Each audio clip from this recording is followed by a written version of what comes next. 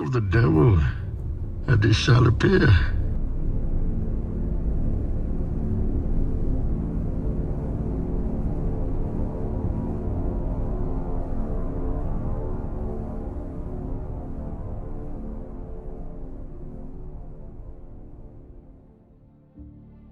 All right, we are loading in here, and I hope it's the right one. Welcome back again, friends, to another episode of Tactical Enlightenment, our YouTube channel is dedicated to all things Bannerlord related. And indeed, it's correct. Welcome back again to another one of our DLC episodes featuring war sales and the origins of Glaron Heavyhand. If you've never heard of the name, this was one of the primary antagonists from the epic Valandian campaign. If you don't know much about that, I highly recommend you check it out at some point. It's full of storylines, it's full of interesting characters, cutscenes, the biggest battles on YouTube. I think you will be thoroughly sucked in. We did everything we could to include the Patreon members into the game. We had all kinds of twists and turns and stuff like that. And if you don't check it out, well, just know that we're going to do an all-axe infantry Nord campaign here. This will probably be 30 episodes by the time it's all said and done. I'm going to play this one out quite a bit. We're eventually going to have some enormous battles where we use the Nords. Now, we're very early on here. In fact, it looks like we're just about to hit Clan Tier 2, which is nice because we'll get more troops, access to even more troops. I keep having to reset our characters here because, of course, we keep getting taken prisoner. It's been a difficult campaign, but we also, we fly by the seat of our pants early in a campaign like this. I don't mess around.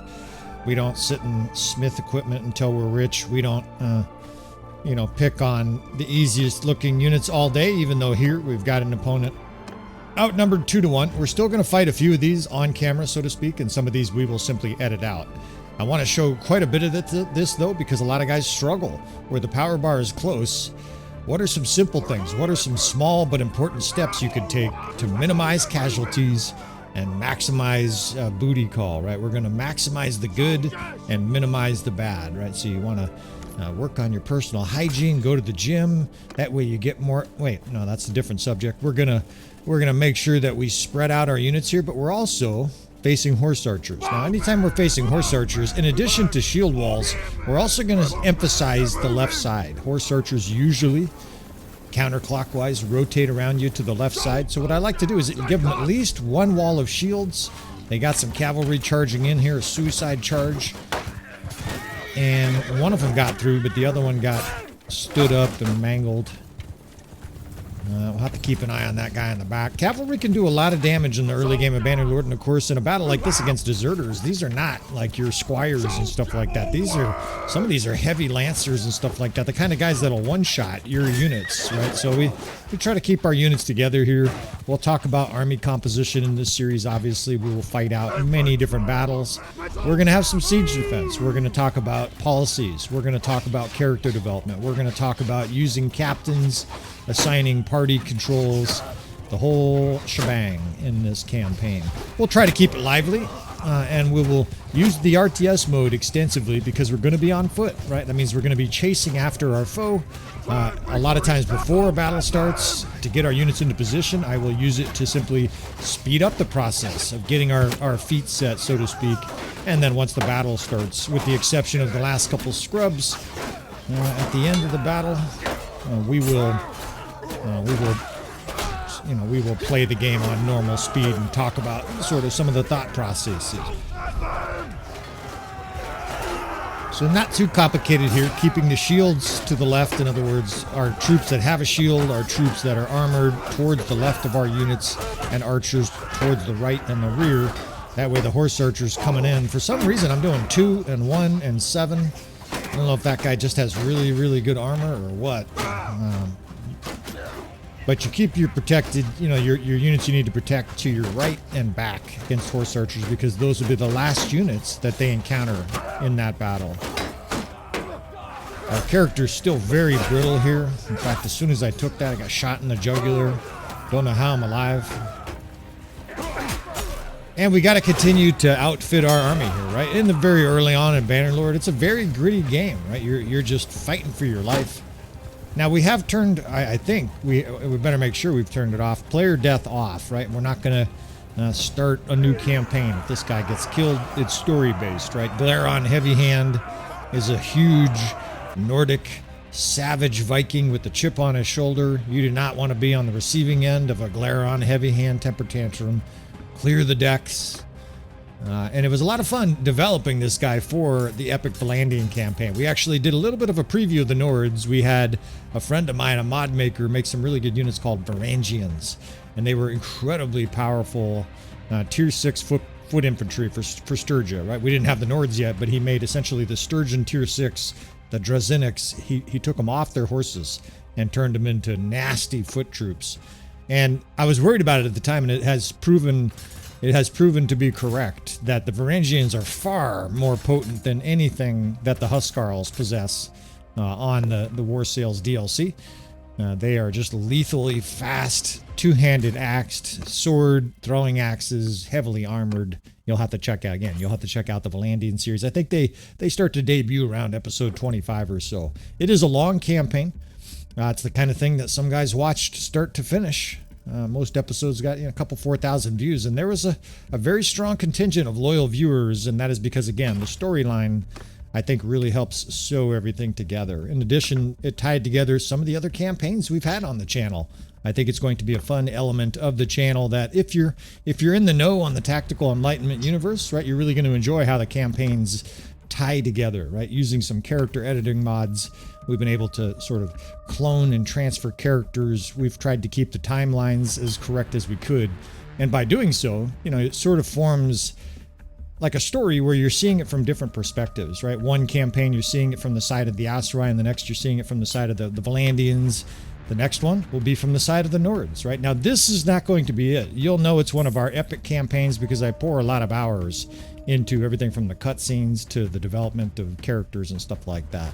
This is, I don't want to do an epic Nord campaign, our humbly named epic campaign, until we have the mods, right? We want to have the battle size mod. We want to have character editing mods. We want to have a bunch of the mods that really enrich a campaign like the epic Valandian campaign. I'm trying to think of what to do here. I got to get more troops. I got to get more equipment, but I also want to go to war here. I think we're just going to take a minute or two and outfit our army here. One of the things that's very difficult is balancing your time. Both in real life, it's difficult for people to balance their time, but also in a Bannerlord campaign. It's tempting just to stay down here and keep collecting loot, but our army is slowly suffering attrition. We're losing units, but also we've got a huge amount of loot, right? We need a new companion because we just hit clan tier 2. So the first decent companion we see, we are not using cavalry. I'd like to mention that every once in a while in case you see us passing up or intentionally not upgrading. We will have cavalry in our army. They'll be pack horses effectively, but no units will use cavalry, at least if I can help it.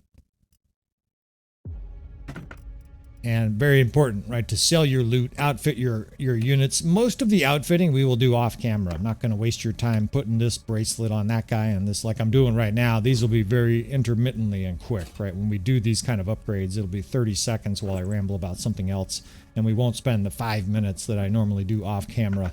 We have been acquiring things like legendary range arrows and stuff like that, and that's a tip I want to put in here since I am wasting your time. I think every player is highly advantageously benefited by going to cities as you cruise through your campaign of Bannerlord with this War Sales expansion pack. Go look at the names of the items in the cities and go straight to LE, legendary, right? Look at their legendary equipment because it's amazing how much legendary equipment. First, almost every city, it seems like they have a nice little stash of legendary equipment. Also, almost every city seems to have like a couple legendary items that are worth buying. You can get legendary bodkin arrows, for example, that are far better than anything that you'll get, that you'll be able to buy normally, and in most cases better than drops, right? Because legendary items, it's the highest quality boost to the, the sword or the cloak or the bow or whatever it is. And for some reason, I don't think this was a feature before, or at least it was really rare. Now cities are just packed with legendary items. So on one hand, I like it because it makes our characters stronger. On the other hand, I'm not thrilled about it because if everything is legendary, then it's not. Right? If everybody's a superstar, then none of us are, right? The whole point is distinction between something that's highly rare and remarkable and something that isn't. Now, this jockeying stage of Bannerlord is a lot of fun, right? There's all these solo armies that are sort of on the frontier, and that bridge back there is basically the Rubicon. As soon as you cross that, even the intensity of the music, which is on my random soundtrack, started picking up. And it's crazy, right? There's armies running all over the place. You got bandits, you got deserters, and the deserters appear from battles that just occurred, right? So by all the troops being here and these castles and cities going back and forth, it creates this environment where there's chaos. And now that I'm on the subject, this is what Terra Worlds needs on some level in the oceans. I know that's not realistic, right? The bottom line is that ancient warfare, or more accurately, medieval warfare on the ocean was very rare. We're talking, sometimes it would be 50 years or 30 years between big battles in medieval history. And I would conservatively guess that there's 20 times more battles on land, major battles on land throughout history than there were ocean battles. There's a number of different reasons for that. Partly here, let's handle this first before I go on this little dissertation. The net effect of all that, though, is that there haven't been, it's realistic, there haven't been a lot of ocean battles for even people who have done like pirate series. And this battle theoretically is close. And while that's realistic, that's not what most players, I think, want. I have made at least 2 appeals now so far to Tale Worlds, basically asking them to put some triggers into the system to create more large-scale naval warfare. Even just having Corsairs consolidate, so all of a sudden there's 400 Corsairs, right? And they have 9 ships, and you can have a giant battle against pirates. I would love to see the equivalent of ocean rebellions, where all of a sudden there's a huge amount of Corsairs and they swarm your ships and you have to do everything you can to stop them. Hopefully they do something like that, because otherwise it's going to be, they should rename the DLC to Rarely War on the Sails, right? I don't mean that in a negative way. That's just the reality of it. All right, so let's try this again. What did I just say 5 minutes ago about fighting horse archers here? This army has a lot of horse archers, and I'm worried about it, right? Because the power bar is close. Horse archers can surprise you, and they'll win a battle where you expect to win because they just shoot you to pieces. Especially if you mess up by doing things like have your infantry chasing horse archers. It's a sure way to die. Or have your archers moving while the horse archers are moving in. You know, if your archers don't have their feet planted. So what I've got here is I've got the 6th Division in front of me. I've got a square closer to that horse archer division of infantry, and we're just going to shove it in their face. And then we've got our ranged units behind that square, and we're focused almost exclusively on these horse archers right now. I'm keeping an eye on the other troops, right? Every 5 seconds or so you're going to see me turn around and sort of see where the enemy troops are, but the horse archers are the threat, right? If you're in a battle like this, and even better, right? This is sort of the classic AI. The rest of their troops are literally running for the hills. They're not actually running. They're taking up a defensive position 300 meters from here. And while they're doing that, we're just liquidating their horse archers, right? They might as well have just rode their horses over here and laid in the snow for us, because that was the same effect. Now they're charging, right? Now their cavalry's coming in, and we want to prepare for this too, right? These guys are all coming in couch-lanced. Get the hell out of the way, fellas. And this is great, man. This is a great change to Bannerlord and War Sails. You know, we were sort of at the tip of the spear, no pun intended, of the people who were sort of trash-talking cavalry and Bannerlord prior to the DLC and the 1.3 changes. They just were not a threat. They would ride in slow. They wouldn't couch lance. They would just crumple like bitches. And because they didn't couch lance, they rarely killed people. Now they almost all, especially Kazate, Valandia, and Sturgia, come in guns blazing at a high rate of speed, and they will fuck you up, right? They will one-shot you in that couch lance, right? So it gets your attention. But we've also got the medicine for what ails us, right? In this situation, by destroying their horse archers, we basically were able to then pick on their cavalry. Again, more refining necessary for the AI, right? The AI should have charged us with cavalry at the same time as circling with horse archers. That's a much harder situation to deal with. Now, their infantry's coming up, right? We already destroyed their horse archers, then their cavalry. Now, everybody charges this 12 or so infantry, right? And these guys get zerged. They'll get a few kills. plow right through these K8 forces.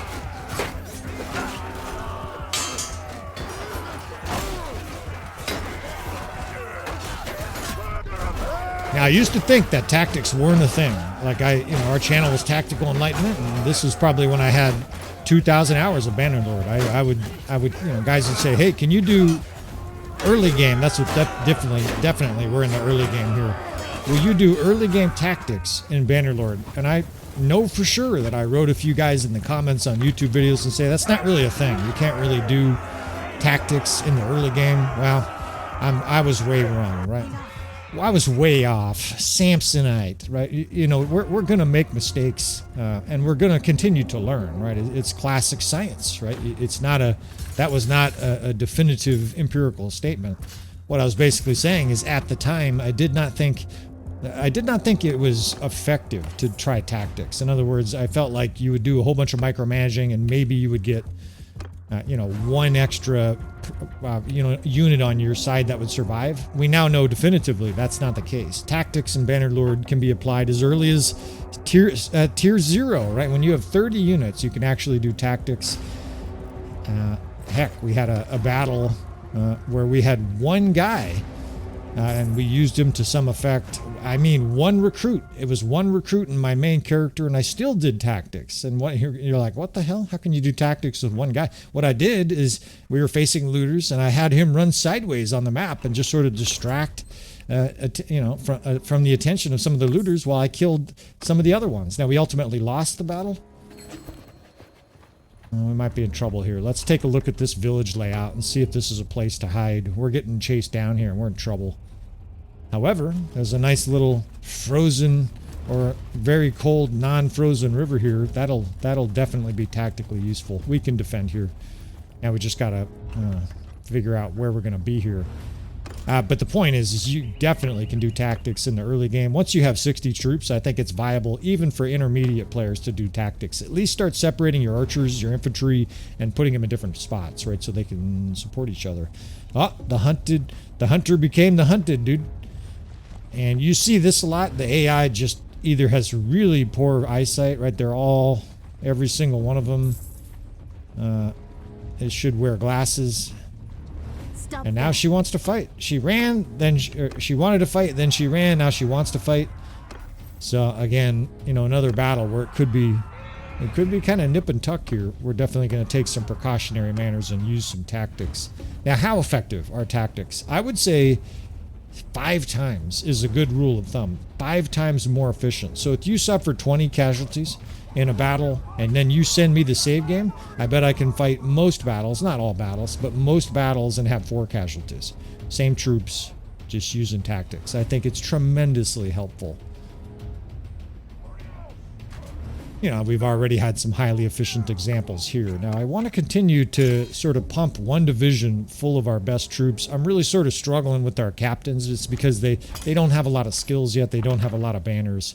We're definitely going to talk and get our captains a lot more fleshed out and sort of dialed in, right? They'll be true specialists. By the time you get to episode 10, we'll have established captains that I know by name, and you may too if you're watching this whole series, right? It'll be the Hawk guy is always in Division 5 and stuff like that. Alright, that's about enough fussing here. I've got 2 different skirmisher divisions, but really it's just the first. The second is full of raggedy guys. There's 2 javelins in there maybe. And we're just going to use these ridges, like I said, until YouTube censors all my video and says, yeah, you've done that too much, right? This is just... It should be something automatic for you. Once you start doing reverse slope declines, peekaboo ridges in Bannerlord, once you start doing false gaps, kill boxes, you should start to identify them like a pair of beautiful tits, right? You guys should start to see this on the battlefield if you're not already, and say opportunity knocks. Now I'm going to turn this up here so we can see. It depends on the daylight of the scenario. Sometimes they're harder to tell, who's who, and I'm doing it mostly so I can tell what division I just selected, right? The 4th division, 5th division, etc. Some guys say you should call them platoons. Well, I've been calling them divisions and corps so long that it's probably not going to happen. Once you start ingraining something in your brain, you're not likely to make major changes. All right, even more horse archers here. It's a big block of them, 46 horse archers, right? So this is no question the priority. And just like the previous battle, they're about a minute ahead of the rest of their cadre. Now, what else do I see? I see lots of infantry. So even though we're going to make an attempt here against the horse archers, do some damage, try to put some pressure on them with javelins, we also got to start backing up, because that infantry is going to come over this snowy ridge in 30 seconds, and I don't want them to be right on our infantry, because we'll suffer huge losses. Single infantry in the early game is not a problem, but when the enemy has 50 like that in a big, probably in a big shield wall, or at least a lot of them will have shields, it's very difficult to destroy it without injuries, especially when you're being actively circled. And this is better, right? I hate to say it's not good for us, but it's better AI, right? The enemy has horse archers behind us and is maligning our front with cavalry and infantry. They have some archers that just hit the ridge as well. We got a tough battle right here, right? Gotta watch these archers. Damn it. All right, we're gonna have to charge with two different sides here. The 6th is on the other side. We're just gonna have to crimp in on the center here. Try to do some major damage to the flanks. And it's gonna be bloody. We do have our archers kiting. That's gonna help. I got a guy chasing me too. That's gonna help, because we're gonna kill his friends while he's chasing us. Damn. This guy just has no athleticism. You can't get away, right? I can't run from anything. I'm better off just letting my mates kill. All right, let's finish this infantry off while it's here. We do have a numerical advantage because the infantry got all the way to our archers. The horse archers are a problem. I'm watching these damn archers up here.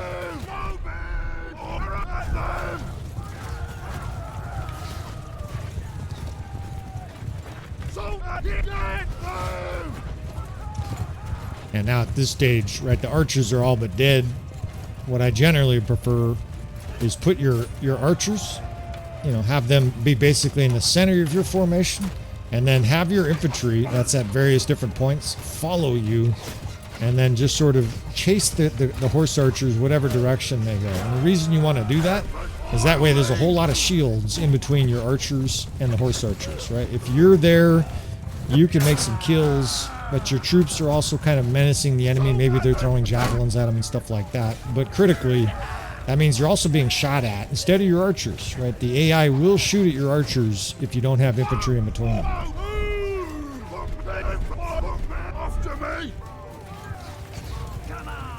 And now this battle is wrapped up. Not easy. Definitely not easy. We're down about half. This is the kind of battle where afterwards it makes sense to go get troops again. And it's a necessary part of the early game is basically restocking your army. You rarely want to take a chance by running with a 50% full army. And think of it like a gas of fuel. If you were in Mad Max, right, you would be making sure you were 90% full most of the time. You're not going to take a chance that you're going to run out of fuel, and smokers and other deranged people are going to pull up behind you. Right? Make sure that your army is well established and fully stocked. 54 is not going to cut it. So we're going to have to go get some troops, get some peasants, and then return to this little eastern arena.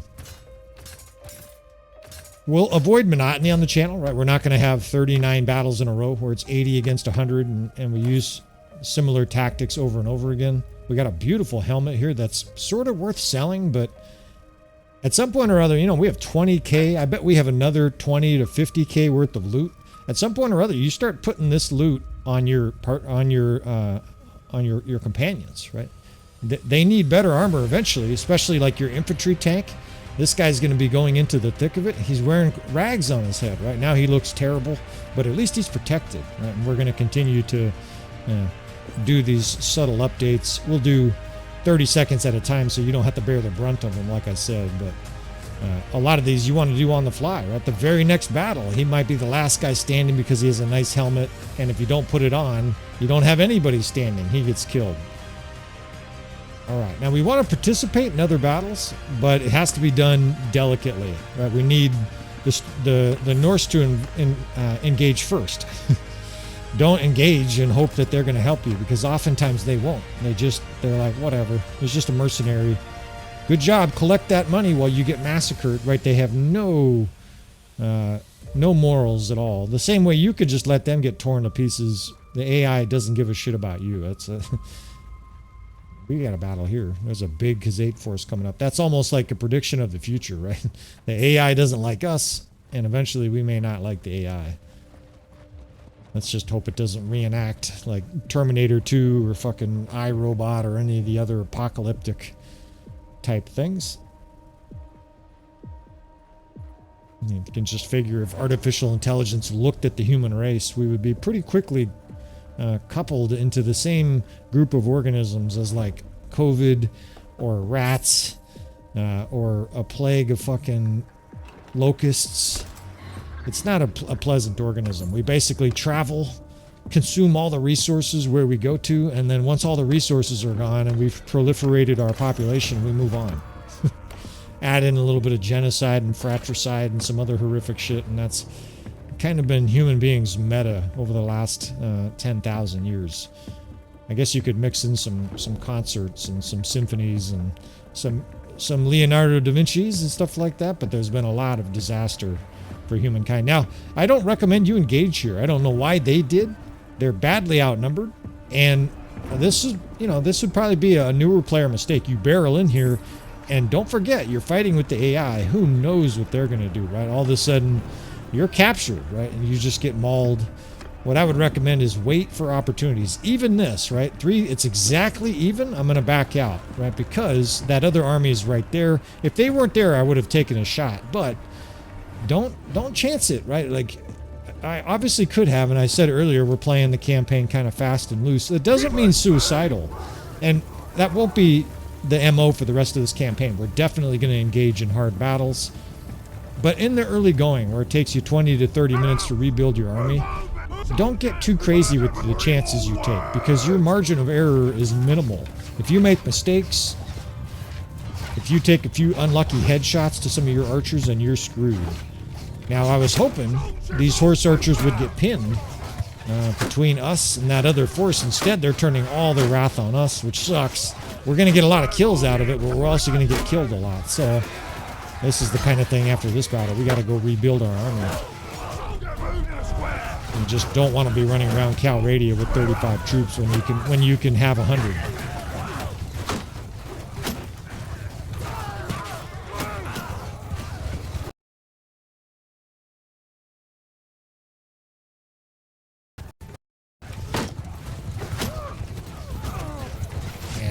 Fairly simplistic battle. Our horses are just kind of randomly running around. Not a big threat to us, of course. We're killing their horses. Glaron Heavyhand, of course, if this is the first episode from this series you've seen, he hates horses. That's why he doesn't tolerate them in his army. He's going to eat them every single chance he can get. That's been something throughout history, right? A lot of guys are appalled by that, but human beings have definitely made a habit out of eating horses. Not during normal times, of course, right? The horse is man's second best friend. Really, horses are man's best friend. If you look at history, there's no question that horses have been more important to humankind than dogs. As much as I'm a dog lover, my wife and I are huge dog lovers. Dogs haven't helped humankind anywhere in remotely like the horse.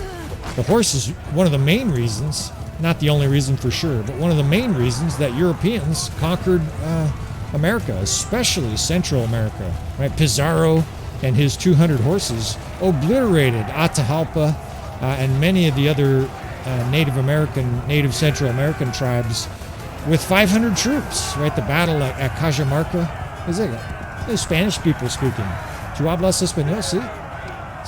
¿Cómo se dice Cajamarca? Right? At Cajamarca, there's a famous battle against, I want to say it was the Incas, the Aztecs. I'm butchering it. It's one of those two. But it was a famous historical battle in the 1500s where the Spanish, and I think Francisco Pizarro, had 400 or 500 troops, and he had some cannon, and he had cavalry. And against tens of thousands of Native Americans and captured the king of the. It was a kind of a tragic, well, not kind of. It was definitely a tragic incident because they eventually demanded a huge ransom from the Native American tribe. Then they killed their king. It was horrific. Anyways, the key though is that was part of it was horses, right? The Native Americans did not have horses, and there's a lot of people that still think, yeah, they did. I saw the Westerns. They were ripping it on the plains, the Native American plains. I've seen Clint Eastwood movies and John Wayne. That shit's aren't those documentaries?